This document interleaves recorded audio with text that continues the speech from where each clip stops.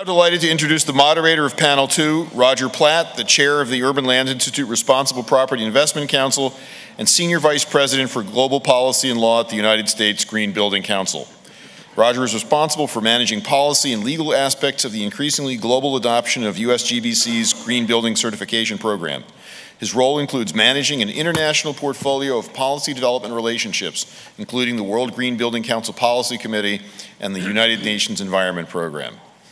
He joined USGBC after 15 years as Senior Vice President and Counsel with the Real Estate Roundtable. Roger is a graduate of Harvard University and the University of San Francisco School of Law. Roger.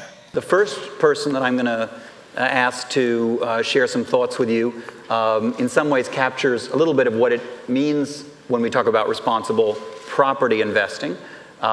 He is the chairman of RREEF, which is essentially the real estate investment management arm of Deutsche Bank, and manages in I think 13 or 14 countries around the world various types of investments, real estate, infrastructure investments.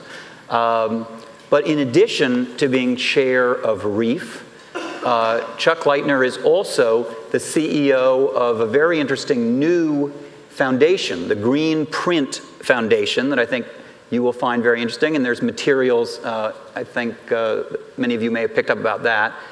And Chuck, both from his perspective as an experienced investor, advisor, very large-scale real estate development and infrastructure projects around the world, has a very seasoned perspective on how these green building and green investments generally fit into the worldview of an investor. And so he can share some of those insights in the context of today's much smaller footprint of opportunity, let's say, in the real estate industry. And in the context of that, I think you'll get a feeling for responsible property investing. So, Chuck, take it away. Well, thank you, Roger. I appreciate the intro. I will add one thing to my bio, if I could, that is not as obvious, but I am also a Georgetown father. I have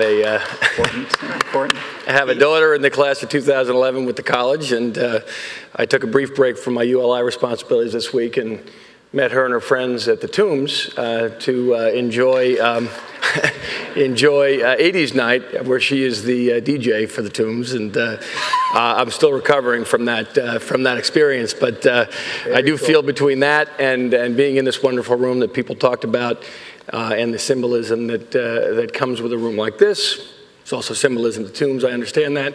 And if I could complete the Hoya Saxa trifecta, I would stay and enjoy Midnight Madness tonight with JT3. But I'm going to go home and leave that to the young kids. So, but it's great to be here at Georgetown. And I think one of the things that this room also symbolizes for me as a parent for a Georgetown student is not just the power of higher education and the ability of education to really do a lot of the things that we're going to talk about here, because education, information, connectivity, and integration are all a big part of this issue. But also Georgetown in particular, represents a component of education that we have felt is very important, which is not just education for education's sake, but the concept of men and women for others, which when you really look at how things weave together, this whole issue is a combination of not just social responsibility, not just financial opportunity, but how all that comes together. So it's kind of profound to be here and talk about those things. And I just, as I get older, I just really get excited about that kind of connectivity, because that's what really makes the world work. So having said all that, I represent, as Roger said, in many ways the evil empire, if you will, as it relates to the private sector and the capital markets, and what has gone on relative to the private sector and the capital markets. And I'm not necessarily a political guy, but some of the debate and challenge that has occurred because of the correction, the Great Recession, as some people like to call it. I try to stay away from that term, actually. But clearly, we're in a very different economic world than we were a couple of years ago. And I think this issue is one, hopefully, of many that allows us to come together in a way that gets to an end that really is what's important. And what really is important is using the tools and the different motivational factors that are out there in the world to ultimately, at the risk of sounding a little bit pie in the sky about this, but I think it's important that today's generation leaves the world in a better place for the next generation. And that's a really important concept. And I think everybody has a responsibility around that. And frankly, everybody has some of the blame to share as it relates to what we were through in terms of a very robust and exciting period in many ways in terms of growth and prosperity and the challenges that now creates. And so the evil empire has some perspective on that and definitely does have a role. And the private side of the real estate industry is a big part of it. Roger mentioned Greenprint, which you all hopefully got a copy of the very first volume of our Carbon Property Index. If you didn't, you can go to our website as well and take a look at it. As somebody before me said, we do make it all available electronically too, but for today's generation, it's also a pretty good idea to put it in writing and be able to hand it out. So we've done that. And that's an important thing that kind of talks about what I think we're going to get into here. We're going to talk about some very specific case study examples. And I think what I've been asked to do is lay a groundwork for what, sort of where capital fits into all this and how it fits into all this. And it's a very different world, as I said, in terms of where we were in 2006-07, let's say, and where we are now in 2010. In some ways, that's the challenge. In some ways, I do believe that's also the opportunity. Before the market correction, before the beginnings of what we now refer to as a great recession that we are still working our way through, and I'm afraid still will be for quite some time. Before that, the idea of socially responsible investing was very topical. More and more allocations were happening in the investment arena, not just in real estate and all asset classes around socially responsible allocations. Now, many of the investors were motivated, small and large alike, by the reputational benefits of doing that and by the good feelings that came with doing that and the sense of social responsibility. All powerful and good things, but even during the go-go days, the percentage of assets that were allocated to that activity was pretty small. And a lot of it was done, I believe, because there was a lot of discretionary wealth around to do that.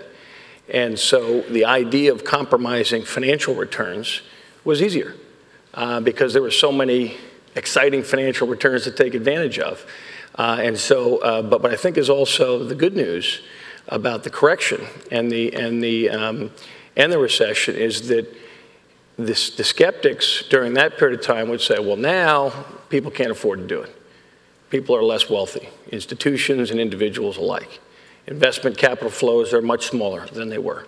And I think probably are going to stay that way. They're going to build from a bottom, and hopefully we're at or near that. So we will experience growth, but it'll be slower. And the idea of returning to 2006 is a dream that even Harry Potter probably couldn't come up with because it's a long shot. But that doesn't mean there's not upside as we go forward.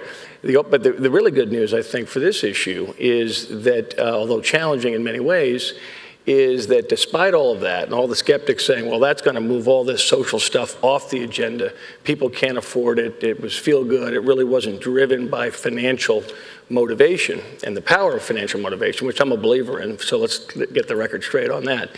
The issue's still here. Okay, all that we've been through, the capital, again, small and large alike, still sees it as an important issue. And I think, again, the good news is that they're seeing it not just because it makes social sense, but it's starting to make absolute business sense. And that's really the key. And it's not just the right thing to do if you have the discretion to do it, which is a big if, I'm afraid. It is the right thing to do if you plan on being a part of the economic environment that's going to come from all this. And I think that's very true in real estate. We're going to see some examples of that. There are still huge challenges. One of our thoughts behind this index, and one of my thoughts behind doing what I'm doing, which is really to give up day-to-day responsibility for running RREEF and provide some leadership and oversight as a chairman, but give my prior CEO responsibilities over to somebody else is to create the time for myself to drive the idea forward in a nonprofit way, in an industry leadership way, because the industry wants to be led now. People are seeing the benefits, but they're very hard to prove. They're very hard to quantify. We're not in a market where values are being justified by all kinds of sales that say green buildings sell for more than brown buildings. And as people on the earlier panel said, we're not in an environment where there's a lot of demand for new buildings. So in hindsight, it's kind of easy to say, let's build a new building and make it green, make it LEED Platinum, make it, have all the bells and whistles that you want it to have, which anybody in their right mind, I think, would do. The problem is there's not a great deal of demand for new buildings. And so the retrofit story is really the story. And retrofits have limitations, but that doesn't mean you shouldn't do them. There are certain buildings, older buildings, that are great buildings for a lot of reasons. Some of the locational advantages that were talked about in the earlier panel. A lot of the old buildings occupy the best locations. And we're not going to tear them all down and build brand new green buildings. So retrofitting is really the game, and how to finance retrofitting and how to drive the value of buildings that can go from, maybe they can't go from A to Z, but they can go from A to Y, or they can go to A, they can be better. And then the question is there a return on that? That goes beyond the social gratification, which is important. But is there a financial return on that? And that's a very difficult thing to prove. It's easy in terms of a component of a building, improve the air conditioning system, reduce your electricity cost by X, there's a return on cost. Just about everybody can do that math. The harder calculus is around underlying value.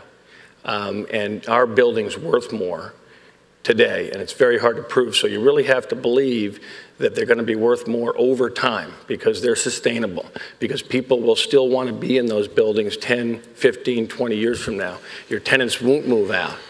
Maybe someday your tenants actually will pay more rent too. I believe that will happen, but it's not happening right away because, by the way, in a market like the one we're in now, tenants are in charge. Okay, landlords are struggling. Okay, so tenants are, and the good news is, and you're going to hear some examples of this, is tenants are driving change. Some will debate that they're not all driving change, and they aren't. But they're able to drive change at no cost to themselves. They're able to put that back on the landlord.